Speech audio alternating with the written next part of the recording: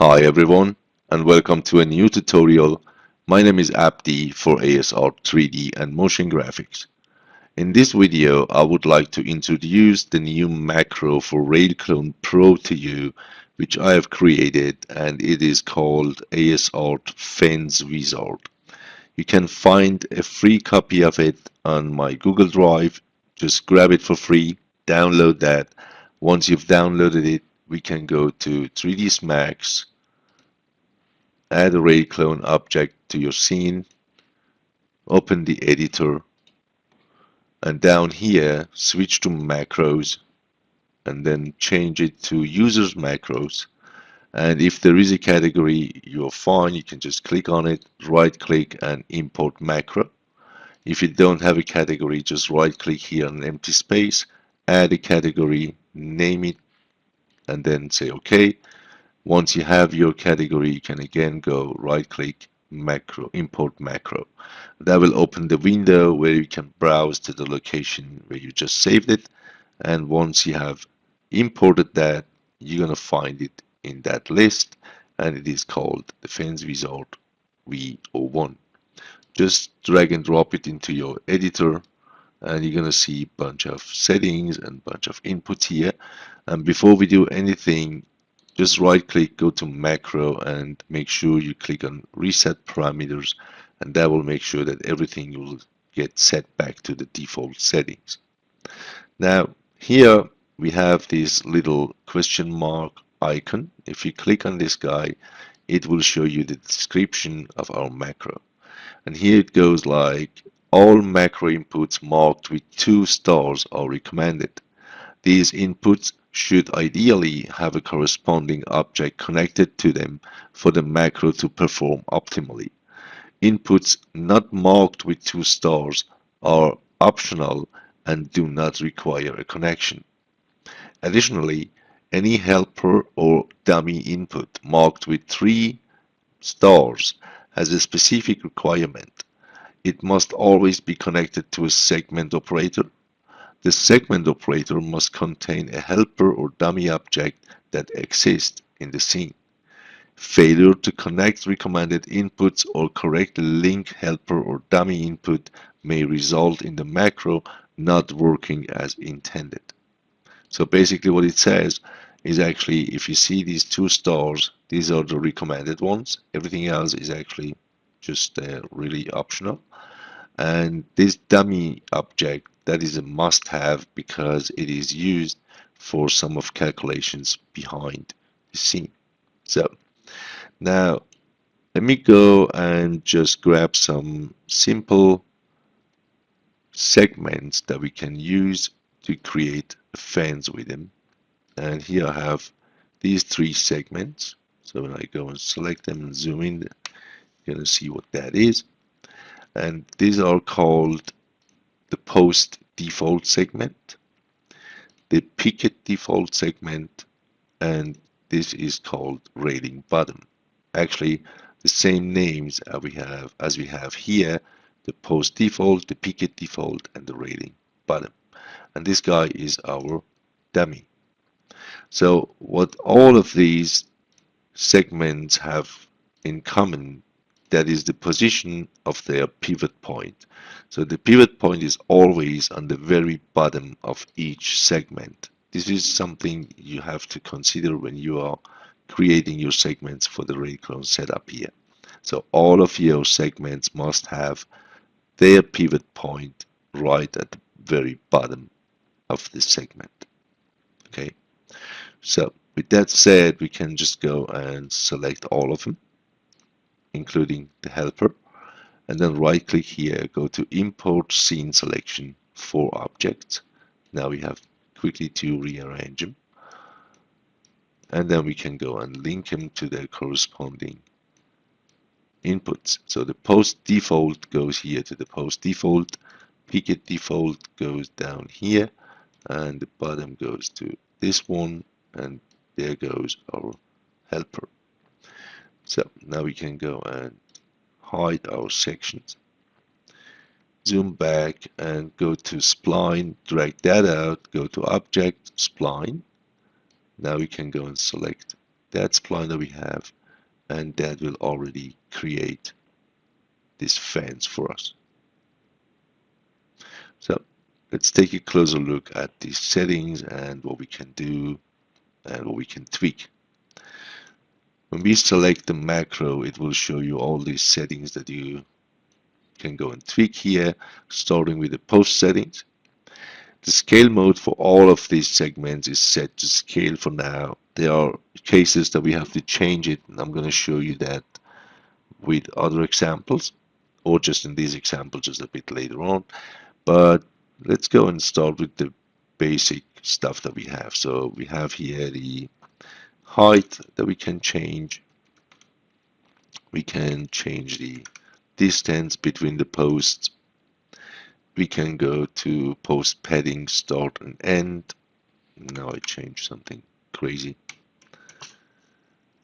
So the post start and end paddings are actually usable when you have a open spline. So with a closed one, that doesn't make any sense, to be honest. But I'm going to show you that in another example. Then corner settings, we're going to just go and skip that part because there are no corner segments connected or linked into our macro yet. But later we will have some example and segments that are going to that, and we're going to go and take a closer look of all these settings. But for now, just that you know, we can just go align the path. Even we don't have any corners, it uses the post segment and works with that. We can go and bend it if needed. Then use the post height. Well, that will not change a thing since we only have that post segment. Then match to picket will not work because there is no corner element connected again. So, and the clone top as well. So these things require the connection of those segments. Now the corner height and stuff, all of that will then work when we have something to work with. Filler radius is something that we can change here. That is in order to have rounded corners. So if I could set that to something like 60 or whatever, that is what happens. But we will take a closer look at how to fix the issues and stuff and how to make that look better than it is right now. And 6,000 was actually not what I wanted to do. It was just 60. So, however, that is not working the way it should yet. Then we have the railing settings. As you can see, we have the bottom railing down here, and the top railing is missing because we didn't create any specific segment for that thing, and we don't have to, because if it is a simple design like that, we can just go here and say it should clone the railing bottom for us, and it will just do that and put it on top of our picket. It will also go and mirror that segment, so if that is a specific shape or something, it gets mirrored and then will placed on the top of our pickets here. So what do we have here? We have the railing top Z offset. So this is our railing top here. And if you go and change the Z offset to something like -10, let's say, that is what happens. So it goes below the picket. We have the railing bottom Z offset. And this is actually the distance between that spline and this bottom segment down here. If we go and push that up, that is what happens. It will shorten the pickets and push that up. So the default value is set to 5. You can bring it down to 0 if you wish, but that is what it does. Then we have the railing top Y offset. So this is the railing top. You can go and bring it forward, for example. So it is in front of your post and the picket here. You can push it back if you want to. But let me bring it forward real quick. And if you do the same thing here with the bottom one, sometimes that thing will just break and will turn to an open edge. So in order to fix this, that is where you can use the scale mode and just change it to tile. Then if you go and change something, it will go and update it and close the gap for you. So this is how we can fix that issue if you will ever run to it. We go and set that back to 0 again and change it to scale. Then we have our railing Z position. That thing will actually push up the entire block with the picket and all the railings without rescaling or deforming anything. So if I change that to, let's say, 20, that is what happens. That can be especially useful if you have something like that going on, but you want to go and change the position of it and bring it maybe down and go like this. So a couple of varieties that you can create. Down here we have the picket settings, and it starts with clone picket bottom, but we don't have any picket bottom segment, so that will not change a thing. We'll take a closer look at that in the next example with other segments that we are using. Slice picket, well, it is what it does, or what it says. It will slide your pickets or not. So if you are in front of some post, for example, and then you bring him closer, you should better get rid of that, so otherwise they will get sliced and they look a little bit weird. But in most cases you don't have to remove this. And then we have the picket height, so we can change the height of the picket. Let me bring that back to 5 maybe, and bring that guy back to 0. And the picket height here is something you can change to 120 or 130, whatever. You can bring it lower. The distance between the pickets, that can be changed, of course.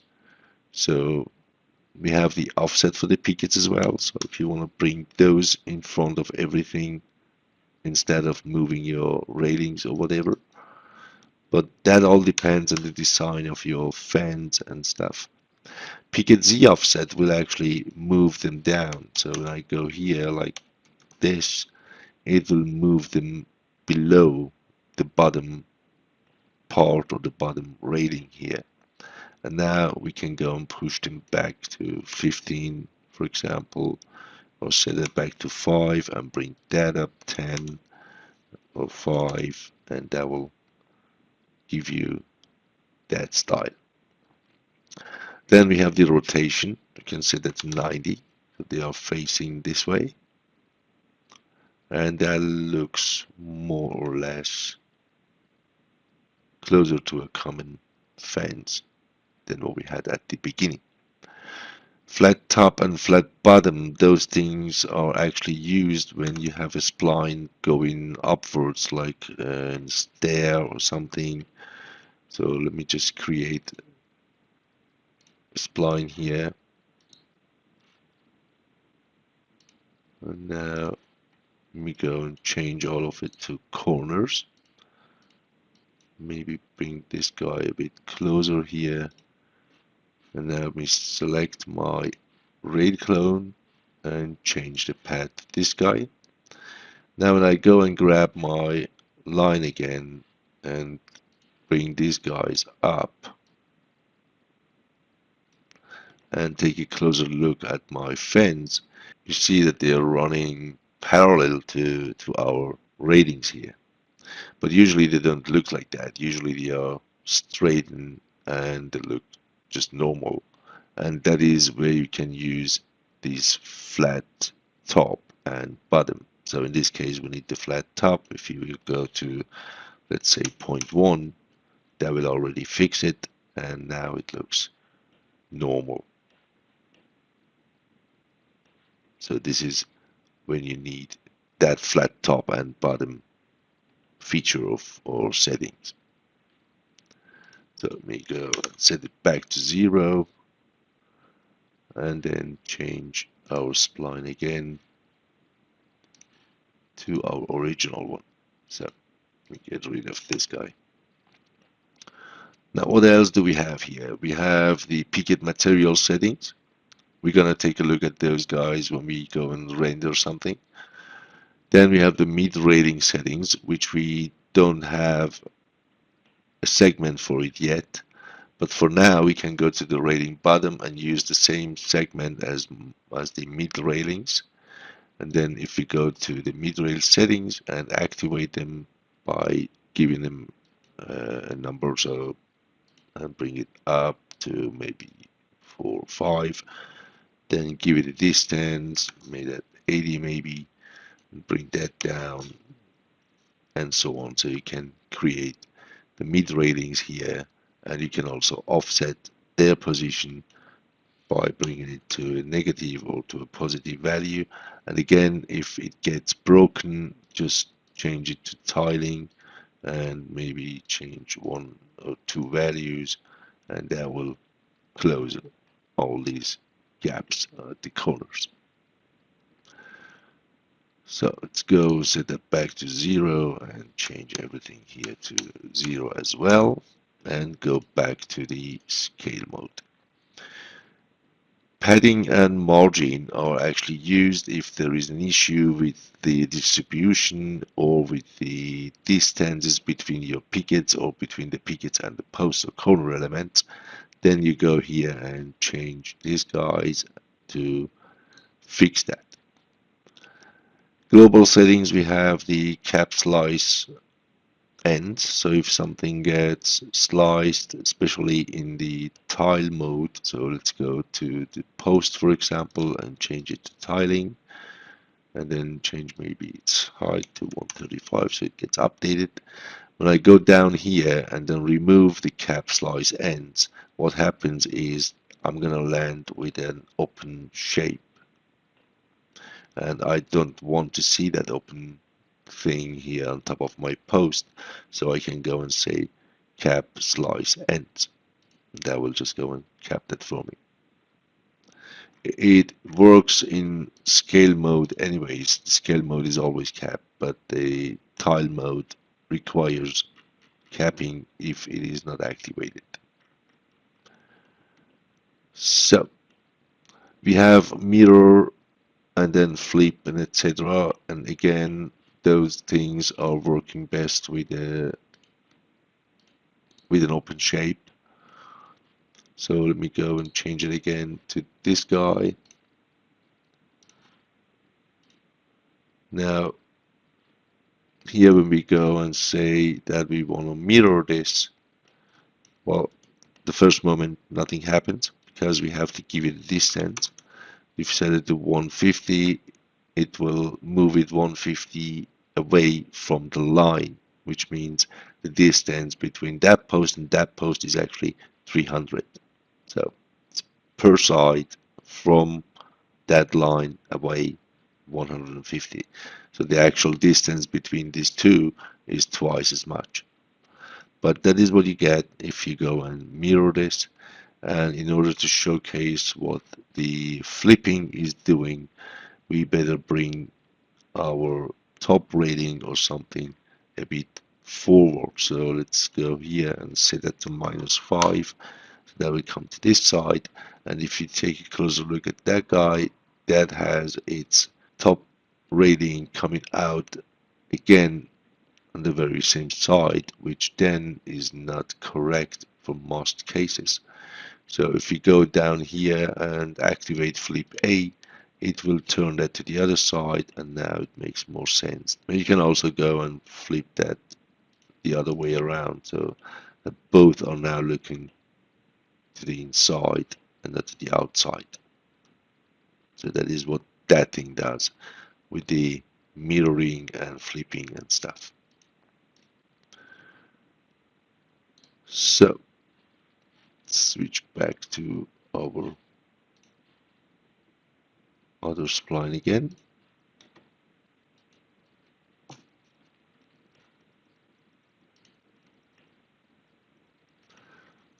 Now down here we have also the offset settings. So when I go to 10, it will just push them back or away from the path. and I can do the minus, so it will go outside of the pad, so it gets the other way around. And we have the Z position if you have to change that for whatever reason. And we have the offset start and the end, which again makes more sense to use when we have an open shape. We can actually create an open shape like this. When we go and limit it by ID, it will remove that part. And this is because my shape here, in this section, it has the ID number 2. And everything else got the ID number 1.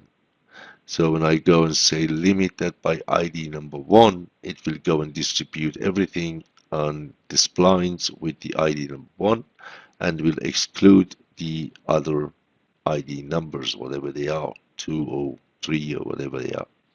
So if it is not equal to that number, it will not distribute on it.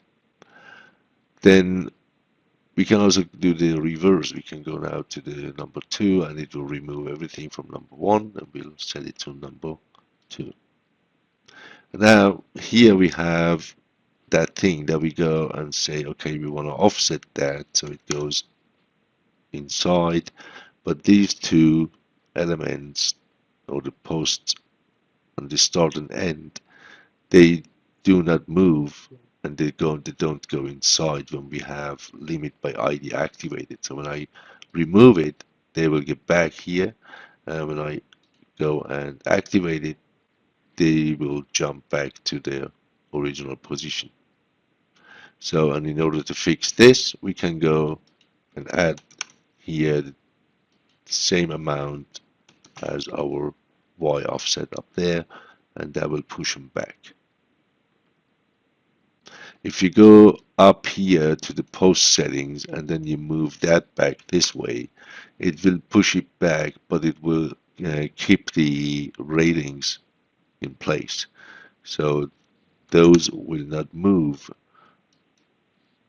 no matter what you do with the post settings. It goes just and moves the pickets and the post, but it will leave the railings in place. This is useful for in some cases when you have some guardrails and stuff like that, and you want to push the post a little bit inside so that the end of it is not just ending with your post in the middle of it. That is a useful feature. So let's go here and change that back and also bring that into its place. So let's go down here and deactivate that guy and set these guys also to 0 so we can close our gap here. And this is actually it for this example. Now, there is something else we have to take a look at. This is that feeler radius again. So when I go and set it to 60, you see that a bunch of things are going crazy. So the first thing is the railing, and the railing goes really crazy like that because it is set to scale mode, and scaling is just stretching your segment, and if you don't have enough polygons on it, or if it is not a really high mesh, it will not deform the way it should. But we don't need that high mesh or whatever. We can go here and just change the scale mode to tile, and that will take care of it and will fix our problem. The next issue that we see here are all these gaps, and you can see that this is actually happening where our helpers are, but removing the helper is not actually solving that problem because that is now thinner as the other ones, and some stuff are running into the post and so on. So that is not the best idea to go with. What we can do here is go and change the vertex type in the corner sections. If you go and change it to corner, that will just go and fix everything for you, and you can do the same thing with the smooth. But most of the time I'm just using corner. So let's get that back to corner Bezier and then change this to 0. And this is actually all it does for you. So with all these settings and tweakings and the possibilities you have here. And now let's go and take a look at another example and see what we can do with more stuff linked into our macro. So let's go to segment A and take a look at those guys here.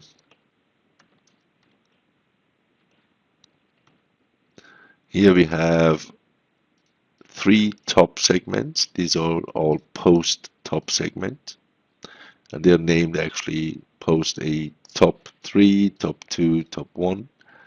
This is the post default segment. That is the post bottom segment. Here we have the corner top, corner default, and the corner bottom segment. Here we have the railing top, mid railing, and the bottom railing. That is the top segment for our picket. That is a default segment for it, and this guy is the bottom segment for it. And as always, our helper. Now let's go and select all of these guys, and again, all of them, they have their pivot points right on the bottom of each segment. This is really important to do. Now let's go and select them, right click and import them into our scene, and let's go and just link them to the corresponding input. So I'm going to get rid of the number 2 and number 3 top for now and just use my number 1 and go and link all the things together. There we go. Now we have all of these segments connected. And now let's go here, right click on our macro, go to reset. So we are sure that everything is set back to the default settings. And now we can go and take a closer look at what happened here. As you can see, our corner changed since we have a corner segment here. So let's go and take a closer look at these corner section settings. And we're going to see the scale mode is set to scale, which is stretching our segment. And here we can go and change it to tiling. You can, have to disable and enables in order to update the cache. Here we have the possibility to say same as post, so it will ignore what we have attached to it and will switch back to the post segments that we have here. And by doing that, it will also ignore all these settings for the height of the corners, and it will just go and use this value up here in order to change it. But if you don't say same as post, then you can use this guy in order to change the height. You can also go here and say we don't want it to be the same as post, but we want to use the same post height. So you can do this, and again, when doing that, that will get ignored and it will go and change it by this value. What else we can do is matching it to the picket. So our pickets are starting on top of our railing here and are going below that. But in order to make that happen, we have to activate match to picket, and then it goes above them because our corner height is now set to 100. So if we bring it back to 0, then we can go and adjust its height the way it should be, 5 with 5. So there we go.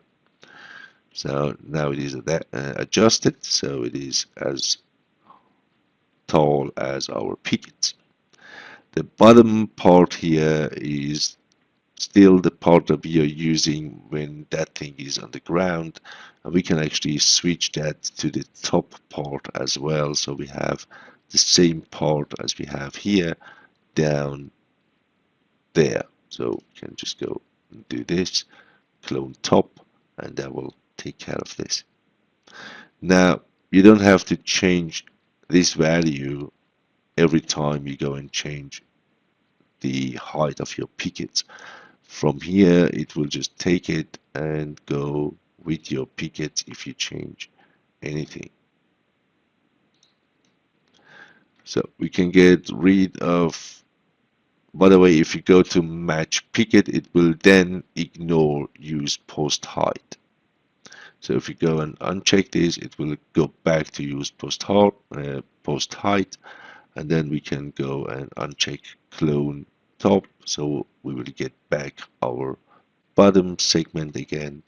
And here is the best thing actually, to keep it on post height if you wish. If not, go back and set it to 110 or whatever is needed to make it happen.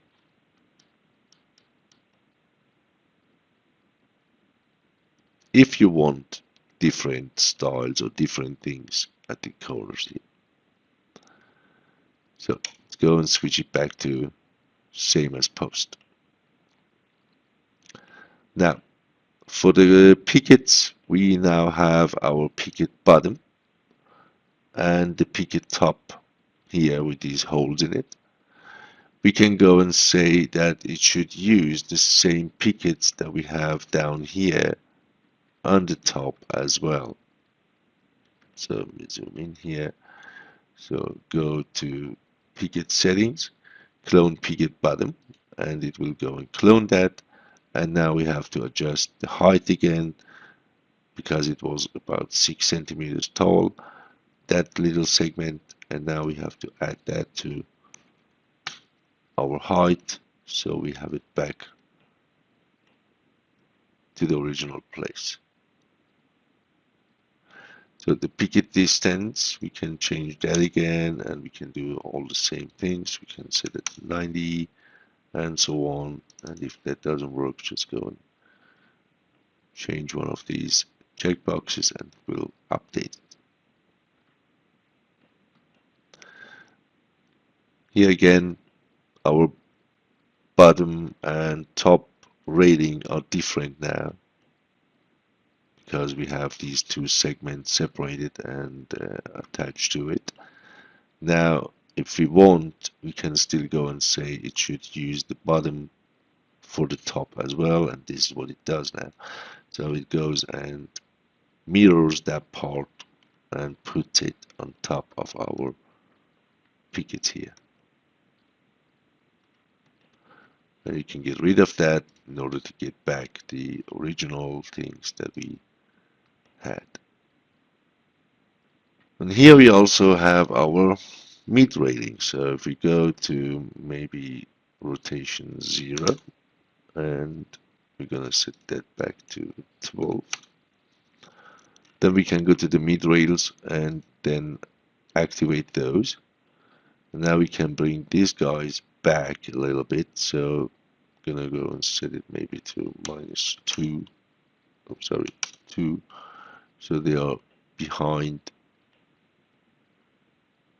our pickets. I guess 2 is just too much. The big gap in between them, I guess now. Yeah.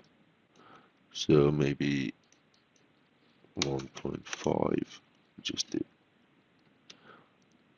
So now we have our mid railings behind our pickets. We can add more of them, give that little bit more distance, and that is what we get. Actually, 2 do a good job, I guess, and we're gonna go and make that bigger and bring that maybe up to 10 or 15 or something. So this is actually it for that example. Set everything back to the default settings. Now what we can do, let's go here to the corners and say same as post, is also changing the top segments. So if we go and move that closer. We can go here and add the top number 2 and top number 3, and that is what happens.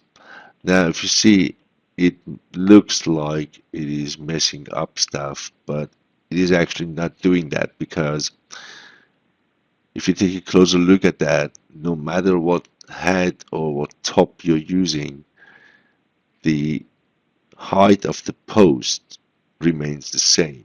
So it will not go and make it taller or less tall or whatever. The entire height is the same as you have been defining here.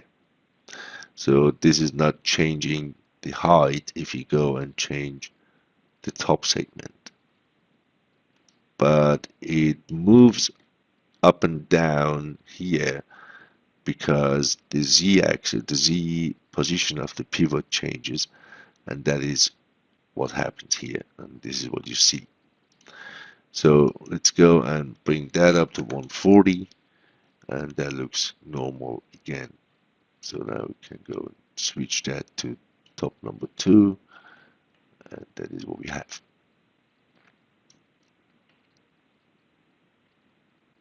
Now when we go and say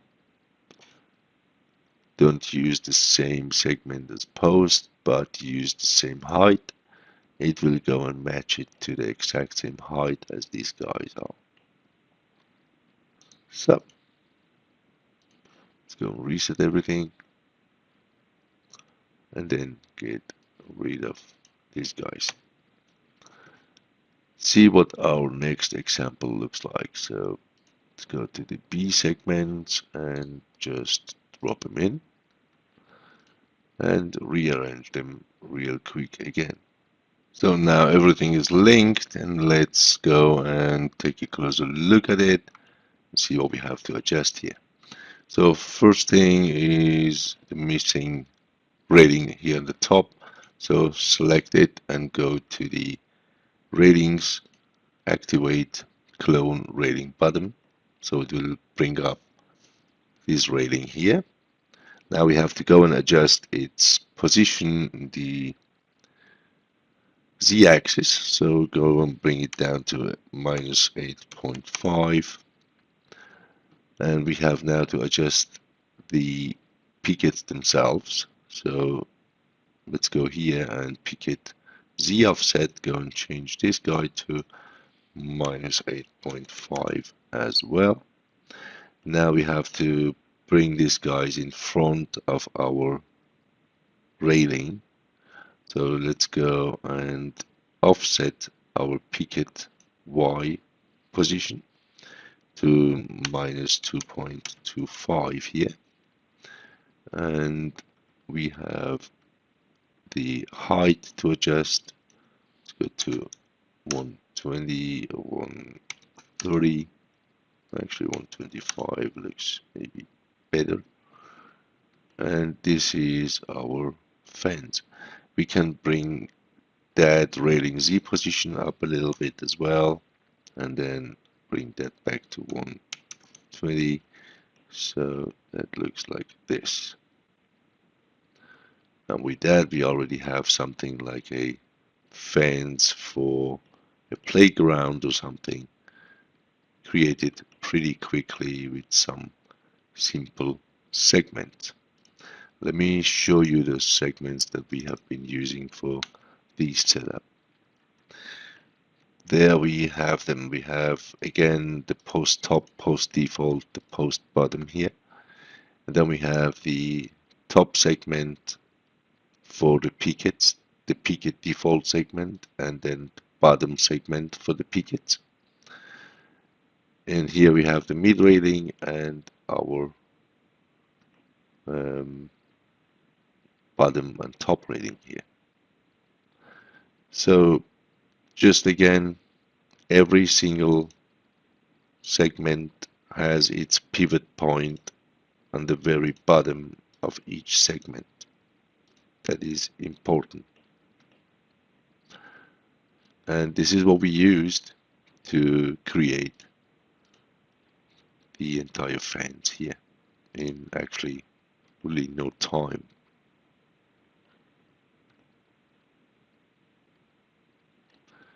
So the next example looks like this. So these are the elements that we are going to use, and this time this is going to be our post. So that is the post top, default, bottom. This is new now.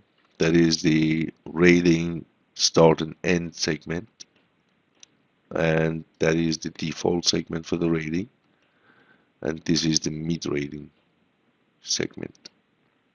So we go and select all of them, drop them in here, we readjust it again. So now they're connected. We can go and bring them in and remove or hide this segment. Now right click here, macro reset, and this is what we get. But usually this kind of railings or fence, actually this is railing here, they look more rounded. They are rarely 90 degrees on the corners here.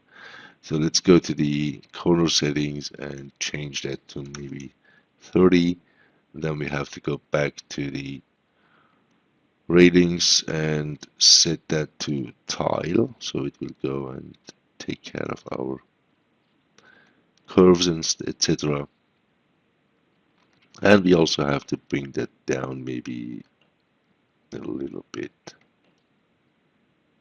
We don't even have to. Yeah.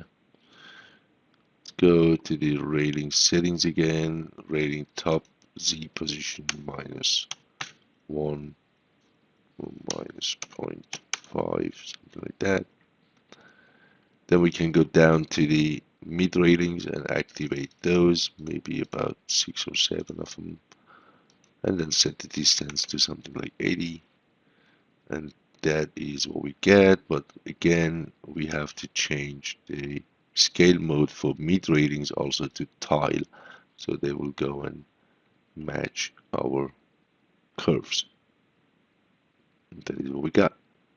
Now when we go here and say limit by ID, it will go and remove this portion, but now it is using our start and end segment and caps it this way. It looks pretty nice.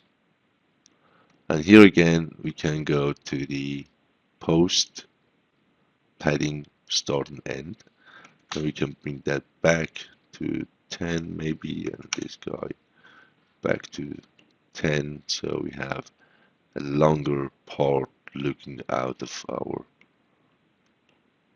post. Actually, I guess 20 would work better here. Yeah.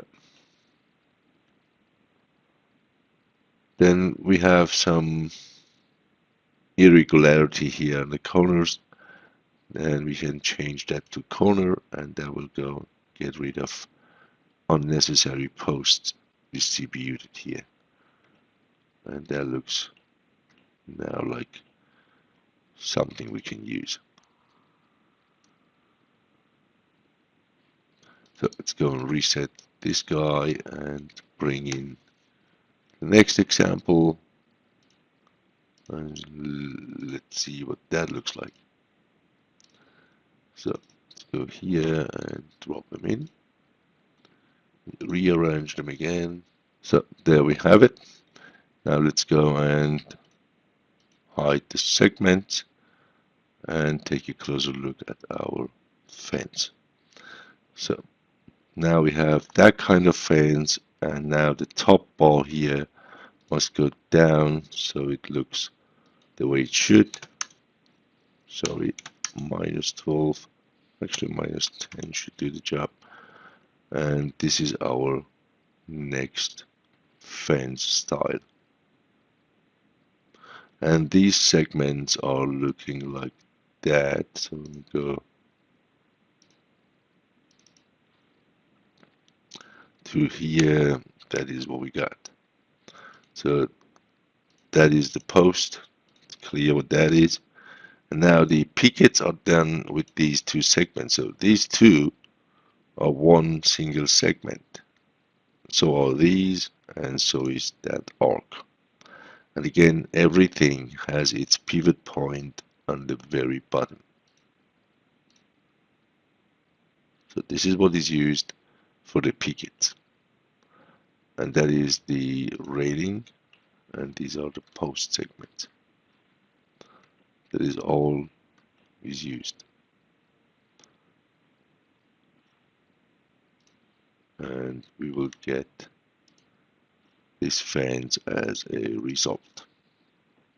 Now here, if we go and create something like before with our shape, so if we click here and then that and this, and then change it.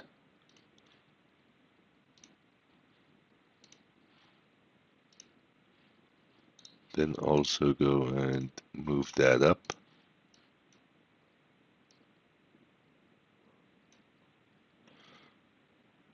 So now if we go and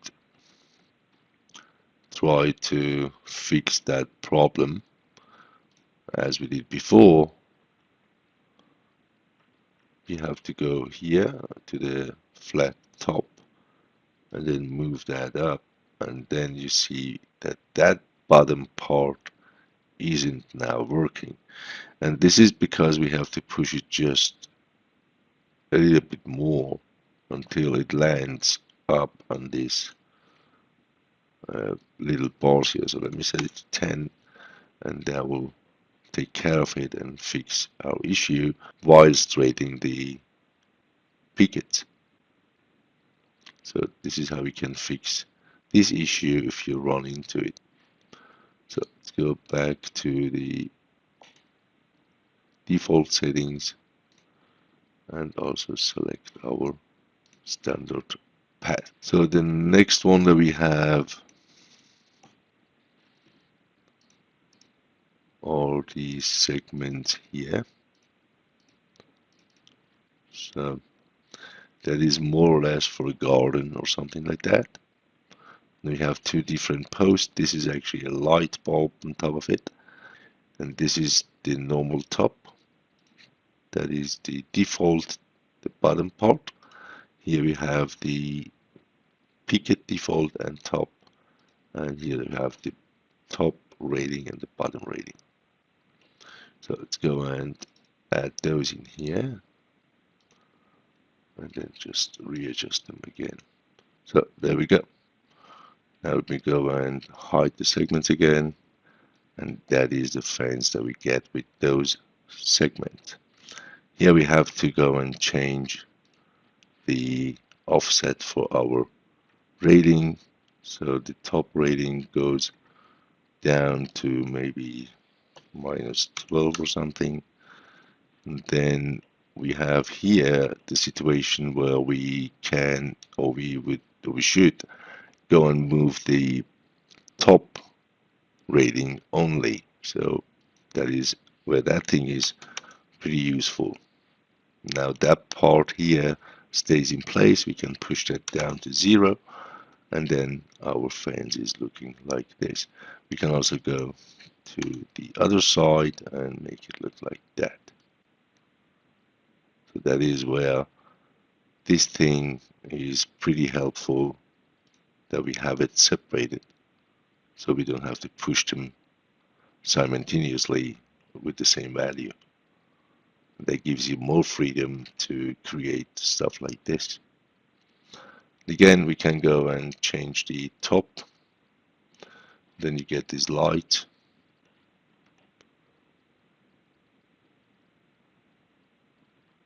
And a bunch of other things, of course. The picket distance, for example. And we can also go and use the fillet if we want to, but then again, railings set to tiling, and then just do that. Go to vertex type, set it to corner or to smooth.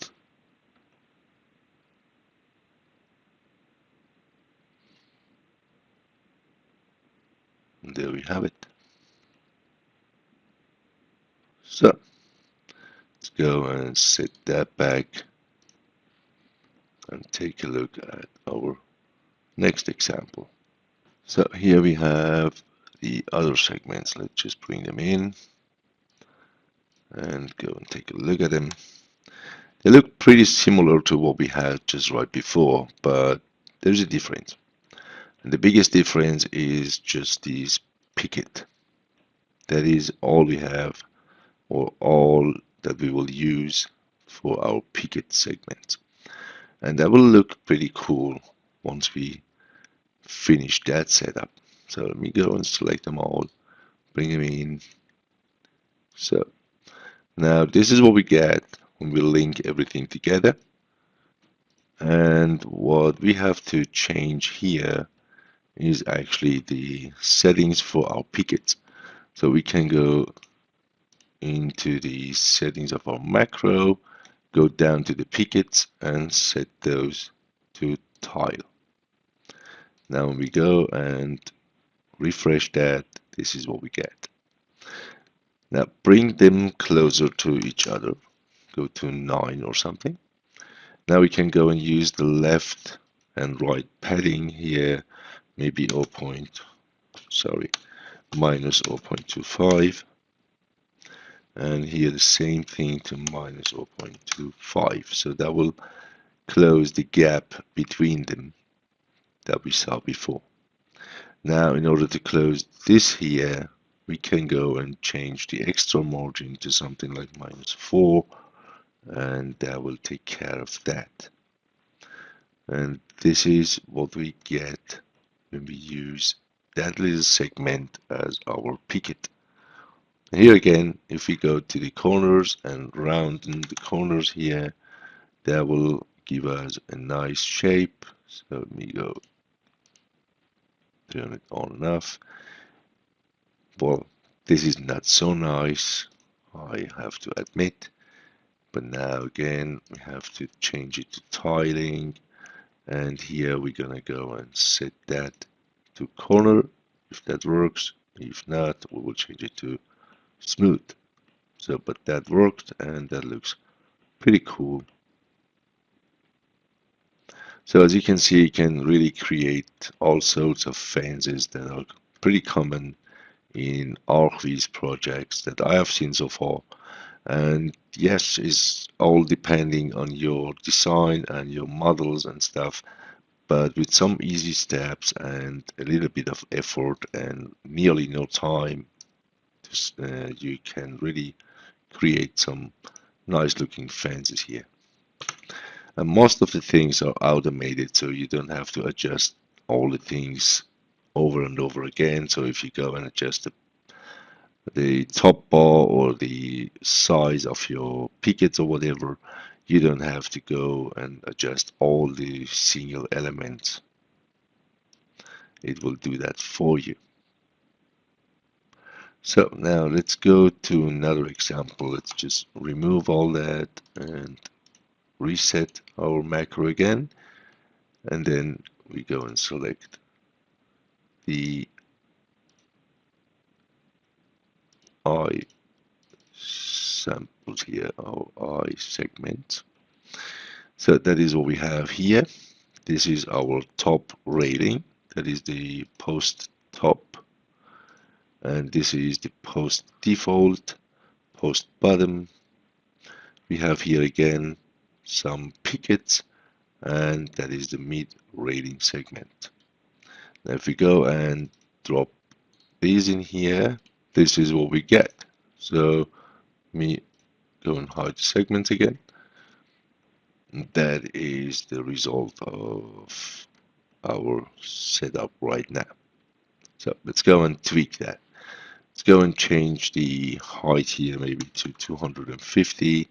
And right now, as you can see, it is stretching that one segment that we have. So we have to go and change that to tile. So it will go and repeat or tile the segment. Now the distance is actually okay. I could do that more distance in between them, even like this. And let's go to the picket settings here and set those also to tile. And go and refresh that. This is what we get. Now let me see if we can bring it closer together and then get rid of the gap here by changing the extra margin and set it to something like -9 or something. So it should actually fix that issue. So now let me bring them higher, so maybe to 220 or 200, and then activate our mid railings here, maybe 1 or 2 or maybe 3, and give it 90 or 250.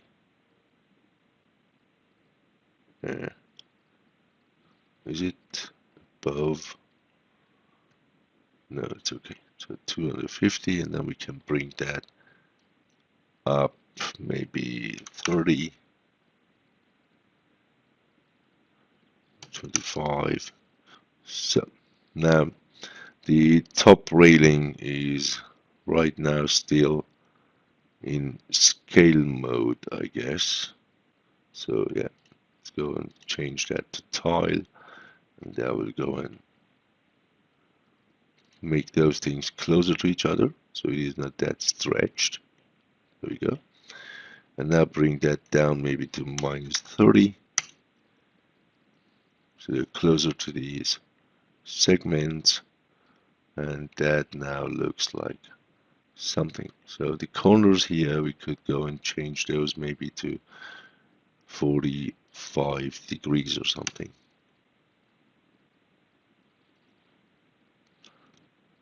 There we go.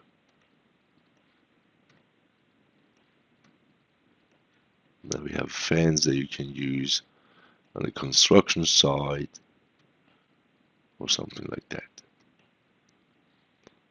So there we go. This is actually it for this tutorial about this macro. Go and grab your copy. It is for free. You can use it for your non-commercial and commercial projects wherever you find it useful.